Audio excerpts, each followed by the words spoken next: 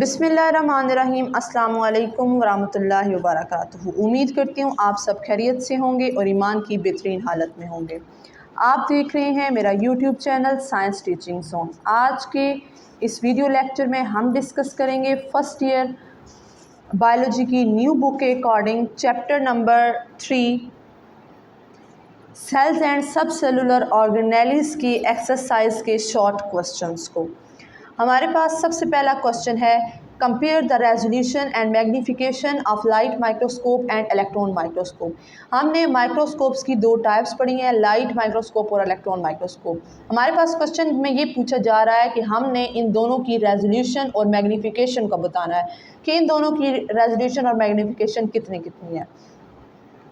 अब सबसे पहले हम मैग्नीफिकेशन और रेजोल्यूशन ऑफ लाइट माइक्रोस्कोप को डिस्कस करेंगे। तो हमारे पास जो लाइट माइक्रोस्कोप की मैग्नीफिकेशन पावर होती है वो 1500x होती है और इसकी रिजॉल्विंग पावर क्या होती है 0.2 माइक्रोमीटर होती है। और एक माइक्रोमीटर जो होता है वो हमारे पास इक्वल होता है 1/1000 mm के। In other words light microscope can not distinguish object smaller than 0.2 micrometre. यहाँ पे अब क्या है कि इसकी रिजॉल्विंग पावर 0.2 माइक्रोमीटर होती है और दूसरा ये कि कोई भी चीज़ अगर 0.2 माइक्रोमीटर से स्मॉलर होगी तो वो लाइट माइक्रोस्कोप के अंदर हम उसको नहीं देख पाएंगे। उसके बाद अगर हम मैग्नीफिकेशन और रेजोल्यूशन डिस्कस करें इलेक्ट्रॉन माइक्रोस्कोप की, तो मैग्नीफिकेशन ऑफ हमारे पास जो इलेक्ट्रॉन माइक्रोस्कोप है वो दो तरह का है। एक हमारे पास है ट्रांसमिशन इलेक्ट्रॉन माइक्रोस्कोप और दूसरा है स्कैनिंग इलेक्ट्रॉन माइक्रोस्कोप। यहाँ पे हमारे पास पहले ट्रांसमिशन इलेक्ट्रॉन माइक्रोस्कोप की मैग्नीफिकेशन है जो कि क्या है 2,50,000 टाइम्स, जबकि magnification of scanning electron microscope जो है वो 1,00,000 टाइम से अप है। उसके बाद रिजॉल्विंग पावर देखें तो रिजॉल्विंग पावर जो इलेक्ट्रॉन माइक्रोस्कोप की होती है वो लाइट माइक्रोस्कोप की बनिस्बत ज़्यादा होती है और it can clearly show object as small as 0.2 nanometre. अगर कोई ऑब्जेक्ट 0.2 नैनोमीटर से भी छोटा होगा तो वो इसको भी दिखा सकेंगे। And 1 nanometre is equal to 1/1,10,00,000 micrometre. उसके बाद हमारे पास सेकंड क्वेश्चन है, state the cell theory, how we can validate it, what are the exceptions to cell theory. कि सेल थ्योरी क्या बताया, उसकी वैलिडेशन क्या है और उसमें एक्सेप्शंस क्या क्या थी। सबसे पहले ये जो सेल थ्योरी के 3 प्रिंसिपल्स हैं ये आपने 9th क्लास में भी पढ़े थे।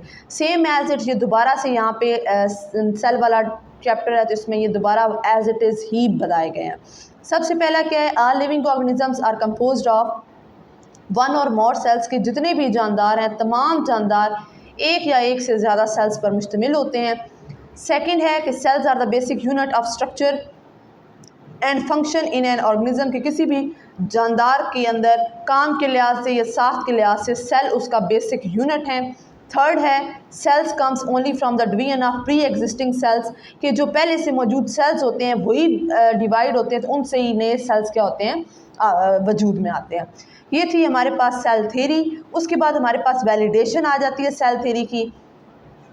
वो क्या है कि cell theory can be validated through several observations and experiments. For example मतलब उन्होंने सेल थ्योरी को डिस्क्राइब कैसे किया था।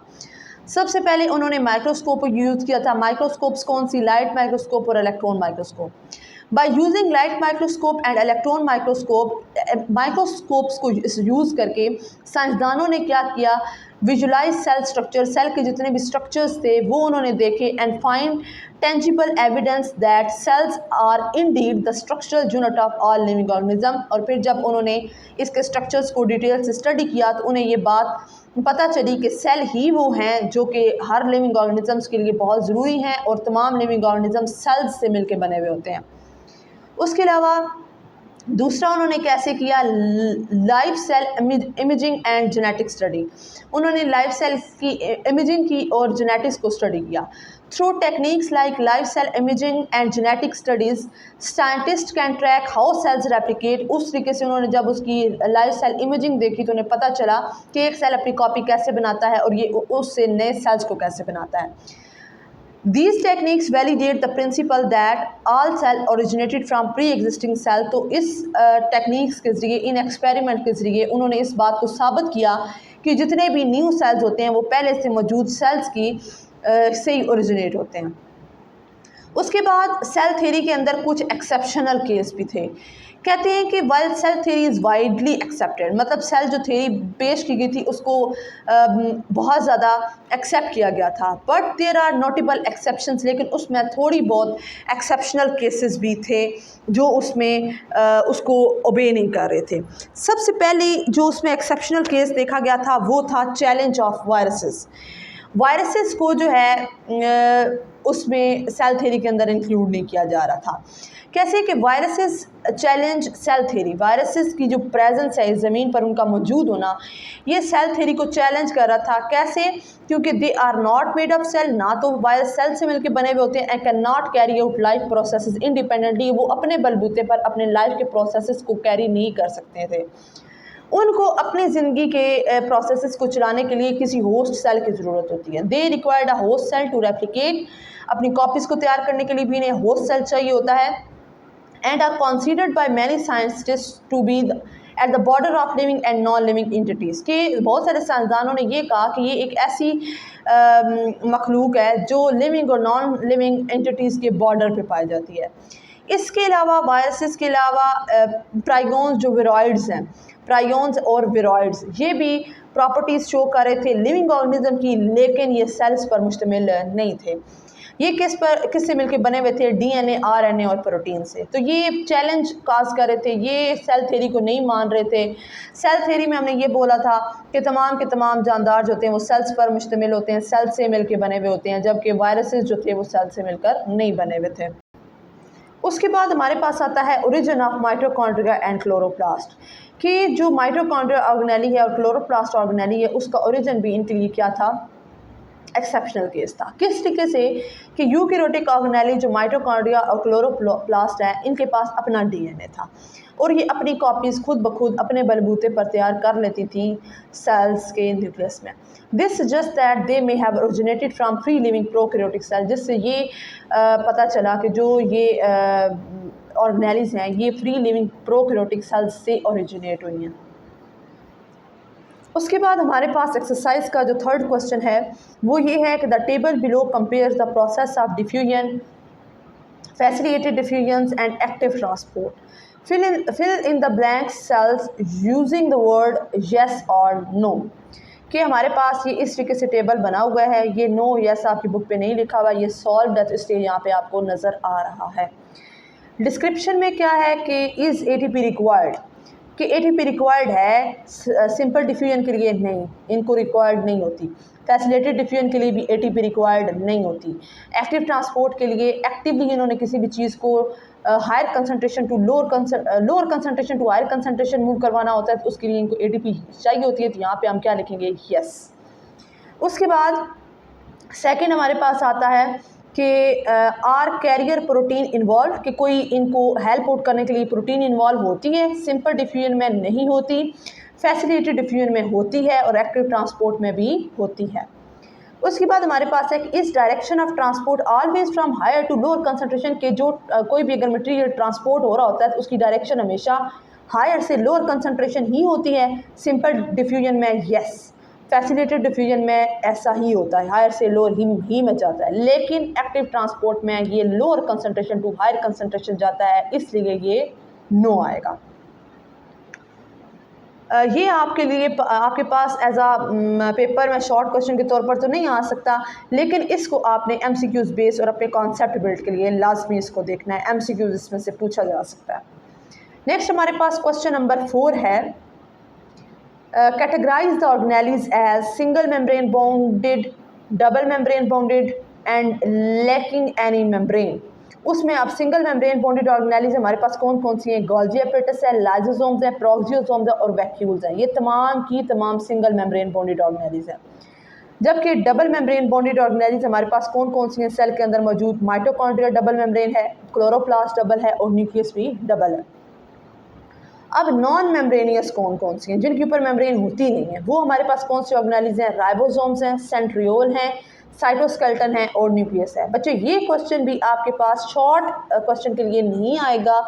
वैसे तो डेफिनेटली इसमें आपसे पूछा जाएगा कि for example what are mitochondria, what are centriole, तो उसमें तो आप बताएंगे कि माइटोकॉन्ड्रिया डबल मेम्ब्रेन बॉन्डेड है, सेंट्रियोल नॉन मेम्ब्रेनियस है। तो ये आपसे जो है उसमें पूछा जा सकता है, एमसीक्यूज में पूछा जा सकता है। उसके अलावा ये यहाँ पे जिस तरीके से लिखा हुआ है इस तरीके से आपको आसानी हो जाएगी इस चीज़ को याद करते हुए कि कौन कौन सी सिंगल मेम्ब्रेन बॉन्डेड है और कौन सी डबल और कौन सी नॉन मेम्ब्रेनियस है। उसके बाद हमारे पास क्वेश्चन नंबर 5 है जो कि है state two function of the protein in the plasma membrane, कि जो प्लाज्मा मेम्ब्रेन प्रोटीन से मिलकर बनी हुई होती है उसकी कंपोजिशन में प्रोटीन शामिल होती है, उस प्रोटीन के आप 2 फंक्शंस बताएं। सबसे पहला फंक्शन आता है some proteins help in attachment of plasma membrane to the cytoskeleton and external fibres. कोई भी अगर साइटोस्केलेटन है या एक्सटर्नल फाइबर है तो उसके साथ प्रोटीन प्लाज्मा मेम्ब्रेन को अटैच होने में हेल्प करती हैं। दूसरा फंक्शन इसका ये आता है कि other proteins function as receptor. कुछ प्रोटीन्स ऐसी होती हैं जो मालिक्यूल्स को जो है एज आ रिसेप्टर के तौर पर काम कर रही होती हैं। कुछ जो होती हैं बाइंड करती हैं मैसेंजर मालिक्यूल्स को, फॉर एग्जांपल कौन से मालिक्यूल्स को बाइंड करती हैं या हार्मोन्स वगैरह को, and transmit signals to the interior of the cell, और ये सेल के अंदर सिग्नल्स को भेजती है। क्वेश्चन नंबर 6 है state two features that mitochondria have a common with prokaryote, के कह रही हैं आपको इसी 2 ऐसे फीचर्स हमें बताएं जिससे हमें ये पता चले कि माइटोकॉन्ड्रिया का प्रोकैरियोट्स के साथ कॉमन रिलेशनशिप है।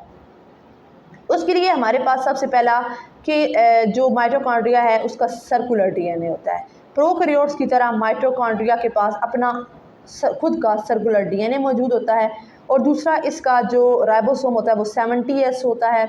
Mitochondria have 70S ribosome similar to those found in prokaryotic cells. उसके बाद हमारे पास आ जाता है क्वेश्चन नंबर 7 जो कि है list 3 ways in which prokaryote cell different from eukaryotic cell. सबसे पहली बात जो हम बेसिक पढ़ते हैं कि यूकैरियोटिक सेल और प्रोकैरियोटिक सेल में फ़र्क क्या आता है कि प्रोकैरियोटिक सेल्स में न्यूक्लियस क्लियर नहीं मौजूद होता और यूकैरियोटिक में क्लियर न्यूक्लियस मौजूद होता है। सेल टाइप की बात करें तो यूकैरियोटिक सारे मल्टीसेलुलर होते हैं और प्रोकैरियोटिक ज़्यादातर क्या होते हैं यूनिसेलुलर होते हैं, लेकिन कुछ क्या होते हैं बहुत कम मल्टीसेलुलर होते हैं। उसके अलावा यूकैरियोटिक सेल का साइज़ जो होता है वो बड़ा होता है 10 to 100 माइक्रोमीटर, जबकि प्रोकैरियोटिक का 1 to 10 होता है। उसके बाद हमारे पास क्वेश्चन नंबर 8 है list the structures and molecules which can cross the nuclear envelope, कि उन स्ट्रक्चर्स और उन मॉलिक्यूल्स के बारे में के नाम बताएं जो कि न्यूक्लियर इन्वेलप को क्रॉस कर देते हैं। Some large molecules like histone are allowed to enter into the nucleus, मतलब हिस्टोन है लार्ज प्रोटीन है लेकिन ये न्यूक्लियस के अंदर जा सकते होते हैं। उसके अलावा बिल्डिंग ब्लॉक्स ऑफ डीएनए और RNA and ATPs are allowed to enter into the nucleus. उसके अलावा डीएनए, आरएनए और एटीपी भी गुजर सकते हैं। उसके बाद ribosomal sub unit which are built in nuclei, जो राइबोसोमल सब यूनिट होते हैं एक बड़ा होता है एक छोटा होता है, ये कहाँ पे बनता है न्यूक्लियस के अंदर, न्यूक्लियाई इनको बनाता है। Are the example of material, ये उन मटेरियल के एग्जांपल हैं जो कि न्यूक्लियस के अंदर बाहर दाखिल हो सकती हैं। नेक्स्ट हमारे पास एक्सरसाइज का क्वेश्चन नंबर 9 है, बहुत ही इम्पोर्टेंट, बहुत ही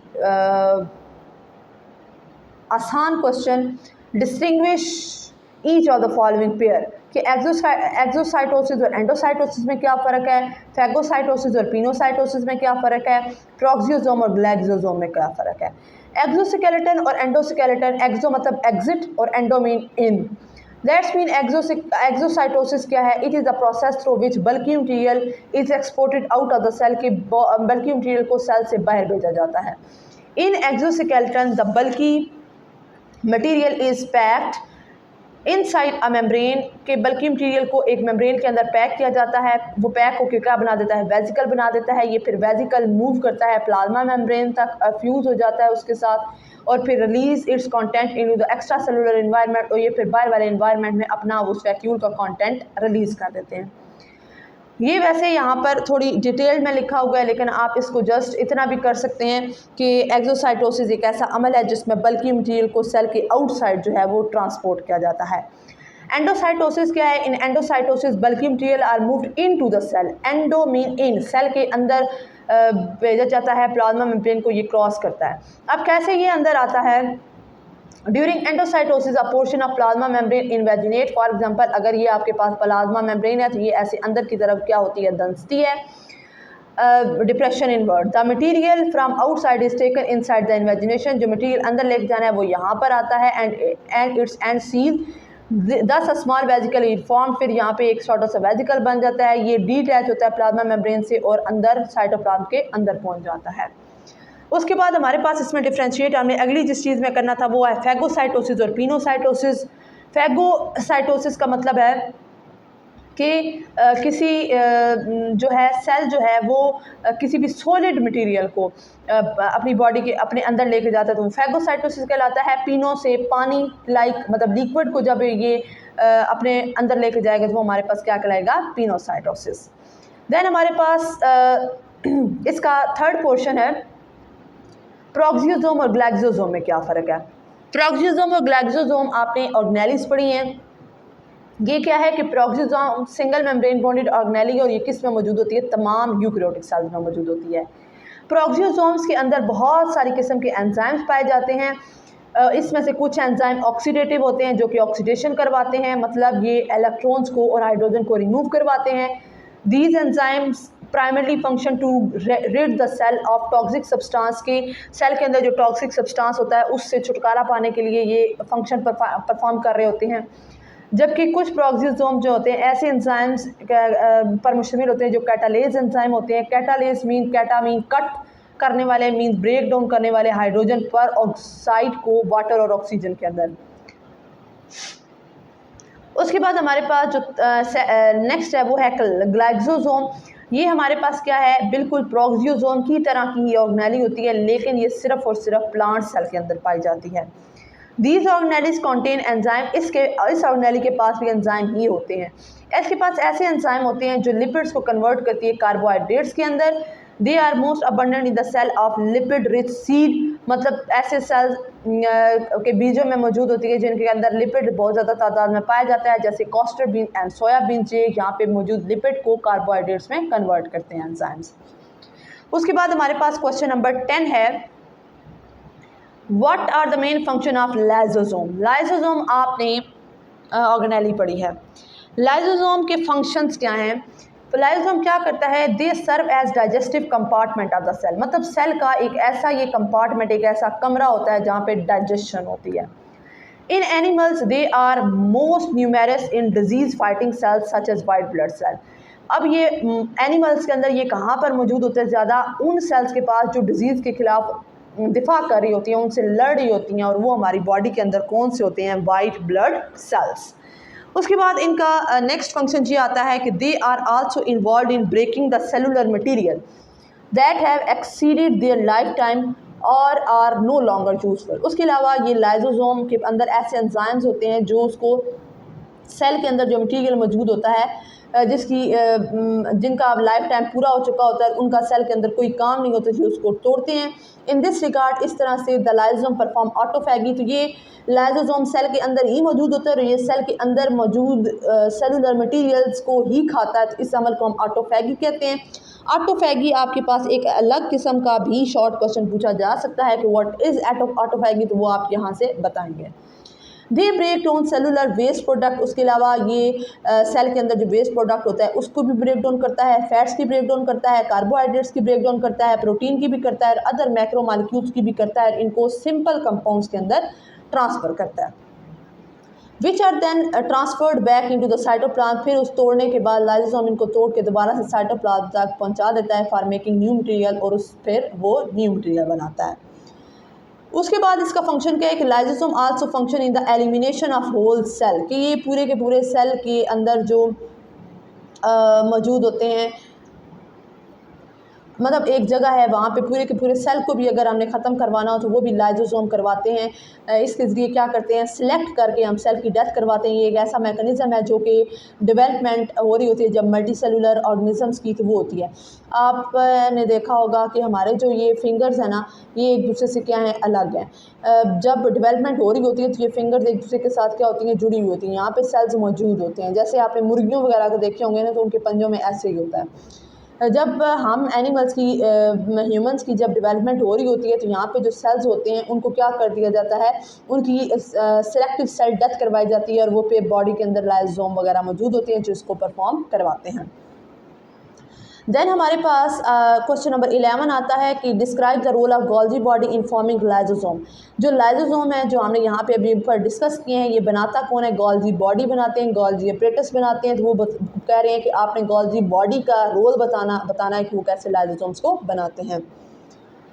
इसका रोल क्या है कि small vesicles that contain protein, carbohydrate, phospholipids and other molecules bud off from the endoplasmic reticulum, के छोटे छोटे वेसिकल्स जिनके अंदर ये मटेरियल मौजूद होता है, ये एंडोप्लाज्मिक रेटिकुलम से अलग होते हैं।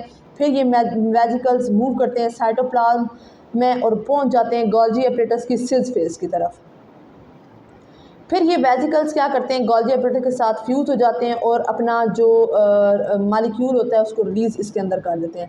यहाँ पर इनकी फर्दर प्रोसेसिंग होती है, एंजाइम यहाँ पे मौजूद होते हैं गोल्जी के ल्यूमन के अंदर, ये इनको कन्वर्ट कर देते हैं ग्लाइकोप्रोटीन और ग्लाइकोलिपिड्स के अंदर। फिर जो इनका प्रोडक्ट बनता है ये वहाँ से बाहर निकलता है, सिस से एंटर हुआ था, ट्रांसफेज से ये बाहर निकलेगा of the Golgi apparatus in a vesicle की फॉर्म में ही होगा and directed to final destination inside और outer side of the cell. अब उस लाइसोसोम की अगर सेल के अंदर ज़रूरत होगी तो वहाँ पर पहुँचा दिया जाएगा, सेल के बाहर होगी तो उसको वहाँ पे पहुँचा दिया जाएगा।